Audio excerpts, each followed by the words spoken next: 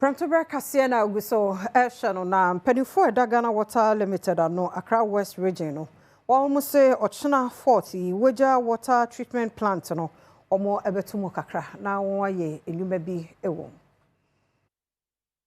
Empanyimfa hono da Ghana Water Limited nifa ewo Accra West Region ano ene ede atodwa se efree ye woda openema bosome netoso enai Weja Water Treatment Plant wono mo betumu kakra se ne be ya ensisi ahodo betumi akoso ewo wono mo pipelines no emu ewo nkrate bi beto monten so ena Ghana Water Limited ede atodwa se wono mo pipeline ba ko a etimi bom omafo wono mo mia bi wo nkramante mo ha sei enya nsu no eyade a emu esisi ena afenso enhyeda entumi nya adwuma yi ho abehia sene wono ewetu sa pipeline mu na nsisi wotumi aye pipeline wono betumu eye ye wode edi enim yi efree anopa no nsia de kosi enwumre no nsia emia hodo a won ho ebekan ni wontumi nya nsuo ene Kolebu Dansoman Mamprobi omanfo wo Weja Gbawe Malam enafi enya Sanso Kwashiman Ablekuma Dakoma Kaneshi Tesano Odoko Sotium La Paz ene emebi ewo Achimota Sanso North Industrial Area ene emia hodrubia eka ho nenso Ghana Water Limited ede etomanfo nyina mu se wono mu nya wie wo siesie nwumedie no pe omanfo besan enya ensuo wono mu emia ye bi ne sente da Roma wonfo mo ne nche wono mu nenso ensiesie ho abehia